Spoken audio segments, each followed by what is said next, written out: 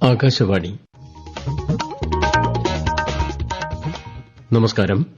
പ്രാദേശിക വാർത്തകൾ വായിക്കുന്നത് തുളസീദാസ് പരമേശ്വരൻ.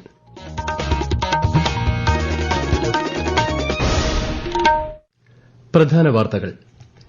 പരീക്ഷാ പേ ചർച്ച പരിപാടിയുടെ 8ാം പതിപ്പിൽ പ്രധാനമന്ത്രി നരേന്ദ്രമോദി നാളെ വിദ്യാർത്ഥികളുമായി സംവദിക്കും. തിരഞ്ഞെടുപ്പ് പരാജയത്തെ തുടർന്ന് ആം ആദ്മി പാർട്ടി നേതാവ് അതിഷി മർലേന ഡൽഹി മുഖ്യമന്ത്രി സ്ഥാനം രാജിവച്ചു. ശബരിമല വിമാനത്താവള പദ്ധതിയുമായി മുന്നോട്ടു പോകാൻ ശുപാർശ ചെയ്ത് സംസ്ഥാന സർക്കാർ നിയോഗിച്ച വിദഗ്ധ സമിതി. 130ാമത് മാരാമൺ കൺവെൻഷന് ഇന്ന് തുടക്കം. 113ാമത് ചെറുകോൽപ്പുഴ ഹിന്ദുമത പരിഷത്ത് ഇന്ന് സമാപിക്കും.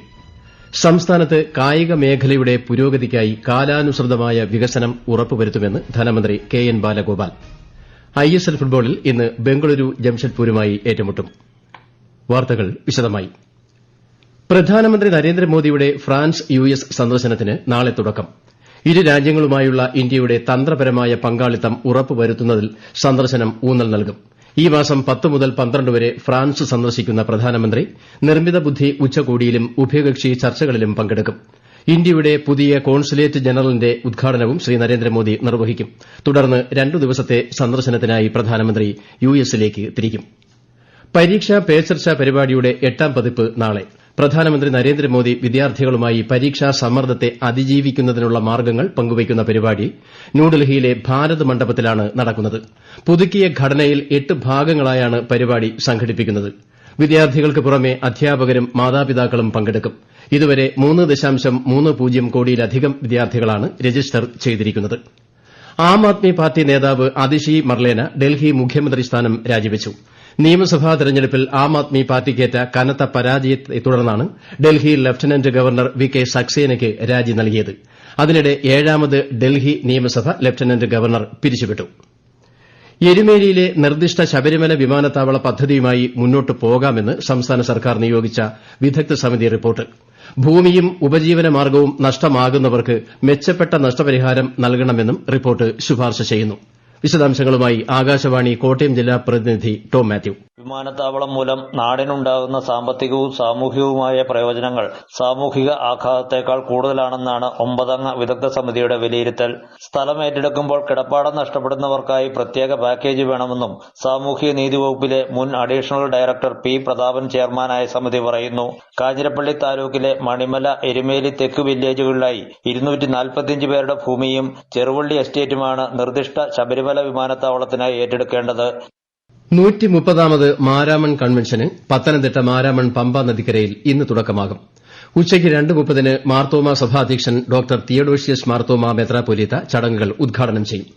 1 ലക്ഷം പേർക്കിരിക്കാവുന്ന പരമ്പരാഗത രീതിയിലുള്ള ഓലപ്പന്തൽ, കൺവെൻഷൻ നഗറിലേക്കുള്ള താൽക്കാലിക പാലങ്ങൾ ഉൾപ്പെടെയുള്ള ഒരുക്കങ്ങളെല്ലാം പൂർത്തിയായി.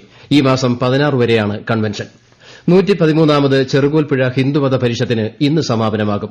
7 ദിവസമായി പമ്പ മണൽപ്പുറത്തെ വിദ്യാധിരാജ നഗറിൽ നടക്കുന്ന പരിപാടിയുടെ സമാപന സഭ ഡെപ്യൂട്ടി സ്പീക്കർ ചിറ്റയം ഗോപകുമാർ ഉദ്ഘാടനം ചെയ്യും.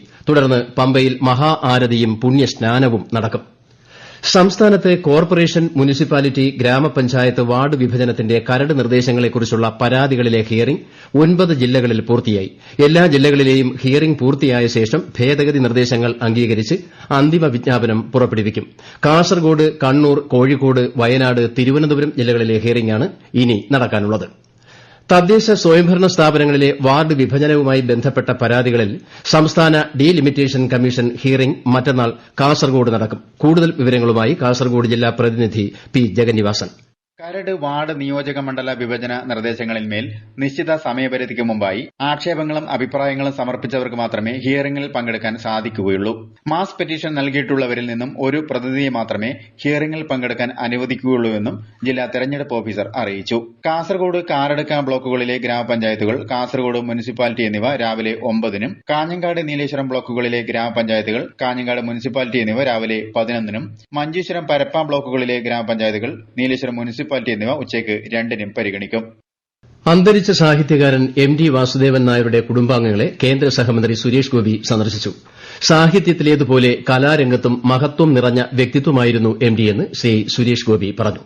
ഈ വാർത്തകൾ ആകാശവാണിയിൽ നിന്ന്. ആകാശവാണി വാർത്തകളും വാർത്താ അധിഷ്ഠിത പരിപാടികളും All India Radio news Thiruvananthapuram YouTube ചാനലിലും at All India Radio news Thiruvananthapuram Facebook പേജിലും AIR ന്യൂസ് _ ഇൻസ്റ്റഗ്രാം അക്കൌണ്ടിലും at AIR news _TVM X ഹാൻഡിലും ലഭ്യമാണ്. കൊല്ലം പരവൂരിൽ സ്റ്റോപ്പ് അനുവദിച്ച കന്യാകുമാരി പുനലൂർ ട്രെയിനിന് സ്റ്റേഷനിൽ കേന്ദ്ര സഹമന്ത്രി ജോർജ് കുര്യന്റെ നേതൃത്വത്തിൽ സ്വീകരണം നൽകി. കേന്ദ്ര ബജറ്റിൽ വകയിരുത്തിയ 3024 കോടി രൂപ ഉൾപ്പെടെ 10,000 കോടി രൂപയുടെ റെയിൽവേ വികസന പ്രവർത്തനങ്ങളാണ് കേരളത്തിൽ നടക്കുന്നതെന്ന് ശ്രീ ജോർജ് കുര്യൻ പറഞ്ഞു. തിരുവനന്തപുരം പ്ലാമൂട് മുതൽ PMG വരെയുള്ള വൺ വേ റോഡിൽ ടാറിംഗ് നടക്കുന്നതിനാൽ ഇന്ന് രാത്രി 10 മുതൽ നാളെ രാവിലെ 7 വരെ ഭാഗികമായി ഗതാഗത നിയന്ത്രണം ഏർപ്പെടുത്തി. PMG മുതൽ പ്ലാമൂട് വരെയുള്ള റോഡിൽ ഈ സമയം പാർക്കിംഗ് അനുവദിക്കില്ലെന്ന് ട്രാഫിക് പോലീസ് അറിയിച്ചു. ദേശീയപാതയിലെ തിരക്ക് കുറയ്ക്കുന്നത് ലക്ഷ്യമിട്ട് ആലപ്പുഴ പാണാവള്ളിയിൽ നിന്നും കൊച്ചി തേവരയിലേക്ക് ബോട്ട് സർവീസ് ആരംഭിച്ചു. സർവീസ് ഉടനെ എറണാകുളം ജെട്ടിയിലേക്ക് നീട്ടാൻ നടപടി സ്വീകരിക്കുമെന്ന് ദലീമ MLA പറഞ്ഞു. കൂടുതൽ വിവരങ്ങളുമായി ആകാശവാണി ആലപ്പുഴ ജില്ലാ പ്രതിനിധി R. രവികുമാർ. ദേശീയപാതയിൽ ഉയരപ്പാത നിർമ്മാണം നടക്കുന്നത് മൂലമുണ്ടാകുന്ന ഗതാഗതക്കുരുക്ക് ഒഴിവാക്കുവാനും ടൂറിസം സാധ്യതകൾ പ്രയോജനപ്പെടുത്തുവാനും വേണ്ടിയാണ് ജലഗതാഗത വകുപ്പ് പുതുതായി ചേർത്തല പാണാവള്ളിയിൽ നിന്നും കൊച്ചി തേവരയിലേക്ക് ബോട്ട് സർവീസ് തുടങ്ങിയത്. രാവിലെ 7:45 പാണാവള്ളി ബോട്ട് ജെട്ടിയിൽ നിന്നും ആരംഭിക്കുന്ന സർവീസ് 9:30 തേവര ഫെറിയിൽ അവസാനിക്കും. വൈകിട്ട് തേവരയിൽ നിന്നും 5:45 പുറപ്പെടുന്ന ബോട്ട് 7:15 പാണാവള്ളിയിലെത്തും. 50 പേർക്ക് യാത്ര ചെയ്യാൻ പറ്റുന്ന ബോട്ടിൽ തുച്ഛമായ തുകയേ ചിലവുള്ളൂ. നിലവിൽ തേവര ഫെറി വരെയുള്ള സർവീസ് ഉടൻ തന്നെ എറണാകുളം ജെട്ടിയിലേക്ക് മാറ്റാനും ആലോചനയുണ്ട്. കായിക മേഖലയുടെ പുരോഗതിക്കായി സംസ്ഥാനത്ത് കാലാനുസൃതമായ വികസനം ഉറപ്പുവരുത്തുമെന്ന് ധനമന്ത്രി KN ബാലഗോപാൽ. കൊല്ലത്ത് Lal Bahadur Shastri stadium silver jubilee പവലിയന്റെ ഉദ്ഘാടനം നിർവഹിക്കുകയായിരുന്നു അദ്ദേഹം. കൊല്ലം ജില്ലയുടെ സമഗ്ര വികസനം ലക്ഷ്യമിട്ട് നിരവധി പദ്ധതികൾ സംസ്ഥാന ബജറ്റിൽ ഉൾപ്പെടുത്തിയിട്ടുണ്ടെന്നും മന്ത്രി പറഞ്ഞു. ഉത്തരാഖണ്ഡിൽ നടക്കുന്ന 38ാമത് ദേശീയ ഗെയിംസിൽ 42 സ്വർണവുമായി സർവീസസ് 1ാം സ്ഥാനത്ത് തുടരുന്നു. കർണാടക 2ാമതും മഹാരാഷ്ട്ര 3ാം സ്ഥാനത്തുമാണ്. 34 മെഡലുകളുമായി കേരളം പട്ടികയിൽ 10ാം സ്ഥാനത്താണ്. ഇന്നലെ തായ്ക്കൊണ്ടോയിൽ കേരളത്തിന്റെ മാർഗരറ്റ് മറിയ റെജി സ്വർണ്ണം നേടി. ദേശീയ ഗെയിംസിൽ ഇത് 3ാം തവണയാണ് മാർഗരറ്റിന്റെ സുവർണ്ണ നേട്ടം. വനിതകളുടെയും പുരുഷന്മാരുടെയും 400 മീറ്റർ 4x100 മീറ്റർ റിലേ വിഭാഗങ്ങളിലെ ഫൈനലിൽ കേരളം ഇന്നിറങ്ങും. ലോങ് ജമ്പ്, ഹൈജമ്പ് ഇനങ്ങളിലും കേരള താരങ്ങൾ മത്സരിക്കും. ISL ഫുട്ബോളിൽ ഇന്ന് രാത്രി 7:30 നടക്കുന്ന മത്സരത്തിൽ ബംഗളൂരു ജംഷഡ്പൂരുമായി ഏറ്റുമുട്ടും. ഇന്നലെ നടന്ന മത്സരത്തിൽ ഹൈദരാബാദ് FC മുഹമ്മദൻ SCയെയും ചെന്നൈയിൻ FC ഈസ്റ്റ് ബംഗാളിനെയും പരാജയപ്പെടുത്തി. വിനോദസഞ്ചാരികളുടെ പ്രിയപ്പെട്ട ഇടമായ മൂന്നാറിൽ താപനില വീണ്ടും മൈനസിൽ. മഞ്ഞും തണുപ്പും ആസ്വദിക്കാൻ സഞ്ചാരികളുടെ തിരക്കും വർദ്ധിച്ചു. ആകാശവാണി ഇടുക്കി ജില്ലാ പ്രതിനിധി രതീഷ് കൃഷ്ണ തയ്യാറാക്കിയ റിപ്പോർട്ടിലേക്ക്. ഒരിടവേളയ്ക്ക് ശേഷം മൂന്നാർ പട്ടണവും പരിസരങ്ങളും വീണ്ടും അതിശൈത്യത്തിലമർന്നു. ചെണ്ടുമല എസ്റ്റേറ്റിലാണ് -1 ഡിഗ്രി താപനില രേഖപ്പെടുത്തിയത്. ദേവികുളത്ത് 1, ലക്ഷ്മി, സൈലന്റ് വാലി എന്നിവിടങ്ങളിൽ 2, സെവൻമല, നല്ലതണ്ണി എന്നിവിടങ്ങളിൽ 3 ഡിഗ്രി സെൽഷ്യസ് വീതവും താപനില രേഖപ്പെടുത്തി. ഈ വർഷം ജനുവരി ആദ്യവും അവസാനവും മൂന്നാറിന്റെ ചിലയിടങ്ങളിൽ താപനില -ഡിഗ്രിയിൽ എത്തിയിരുന്നു. തണുപ്പും മഞ്ഞും ഉൾപ്പെടെ മൂന്നാറിന്റെ പൂർണ്ണമായ സൌന്ദര്യം ആസ്വദിക്കാൻ കഴിയുന്ന കാലമായാണ് വർഷാരംഭ മാസങ്ങൾ കണക്കാക്കപ്പെടുന്നത്. ഇത്തവണത്തെ ഹജ്ജ് തീർത്ഥാടനത്തോടനുബന്ധിച്ച് പാസ്പോർട്ടുകൾ സ്വീകരിക്കുന്നതിന് സംസ്ഥാന ഹജ്ജ് കമ്മിറ്റി വിപുലമായ സൌകര്യങ്ങൾ ഏർപ്പെടുത്തി. നാളെ രാവിലെ 10 മണി മുതൽ 2 മണി വരെ തിരുവനന്തപുരം നന്ദാവനത്തുള്ള മുസ്ലിം അസോസിയേഷൻ ഹാളിൽ ഒറിജിനൽ പാസ്പോർട്ടുകൾ സ്വീകരിക്കും. ബുധനാഴ്ച കൊച്ചിയിലും ഈ മാസം 16-ന് കണ്ണൂരിലും 17-ന് കാസർഗോഡും കൌണ്ടറുകൾ പ്രവർത്തിക്കും. ഇന്ത്യയിലെ കുടിയേറ്റക്കാരോട് അമേരിക്ക മോശമായാണ് പെരുമാറിയതെന്ന് മുസ്ലിം ലീഗ് സംസ്ഥാന അധ്യക്ഷൻ പാണക്കാട് സാദിഖ് അലി ശിഹാബ് തങ്ങൾ. അനധികൃതമായി താമസിക്കുന്നവരെ കുടിയൊഴിപ്പിക്കാൻ ഏതു രാജ്യത്തിനും അവകാശമുണ്ടെങ്കിലും കുടിയേറ്റക്കാരെ തിരിച്ചയക്കുമ്പോൾ പാലിക്കേണ്ട മര്യാദകളുണ്ടെന്നും അദ്ദേഹം പറഞ്ഞു. കണ്ണൂരിൽ അഹമ്മദ് സ്മാരക അന്താരാഷ്ട്ര സമ്മേളനം ഉദ്ഘാടനം ചെയ്യുകയായിരുന്നു അദ്ദേഹം. സ്കൂട്ടറും തയ്യൽ മെഷീനും ഉൾപ്പെടെയുള്ള സാധനങ്ങൾ പകുതി വിലയ്ക്ക് വാഗ്ദാനം ചെയ്ത് സീഡ് സൊസൈറ്റിയുടെ പേരിൽ കോടികൾ തട്ടിയ കേസിൽ കൂടുതൽ പരാതികൾ. കേസിൽ ഒരാളെ മലപ്പുറം പോലീസ് ഇന്നലെ അറസ്റ്റ് ചെയ്തു. പ്രധാന വാർത്തകൾ വീണ്ടും.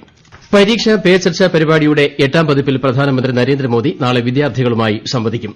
തിരഞ്ഞെടുപ്പ് പരാജയത്തെ തുടർന്ന് ആം ആദ്മി പാർട്ടി നേതാവ് അതിഷി മർലേന ഡൽഹി മുഖ്യമന്ത്രി സ്ഥാനം രാജിവച്ചു. ശബരിമല വിമാനത്താവള പദ്ധതിയുമായി മുന്നോട്ടു പോകാൻ ശുപാർശ ചെയ്ത് സംസ്ഥാന സർക്കാർ നിയോഗിച്ച വിദഗ്ധ സമിതി. 130ാമത് മാരാമൺ കൺവെൻഷന് ഇന്ന് തുടക്കം. 113ാമത് ചെറുകോൽപ്പുഴ ഹിന്ദുമത പരിഷത്ത് ഇന്ന് സമാപിക്കും. സംസ്ഥാനത്ത് കായിക മേഖലയുടെ പുരോഗതിക്കായി കാലാനുസൃതമായ വികസനം ഉറപ്പുവരുത്തുമെന്ന് ധനമന്ത്രി KN ബാലഗോപാൽ. ISL ഫുട്ബോളിൽ ഇന്ന് ബംഗളൂരു ജംഷഡ്പൂരുമായി ഏറ്റുമുട്ടും. പ്രാദേശിക വാർത്തകൾ കഴിഞ്ഞു. അടുത്ത വാർത്താ പ്രക്ഷേപണം 12:50-ന്.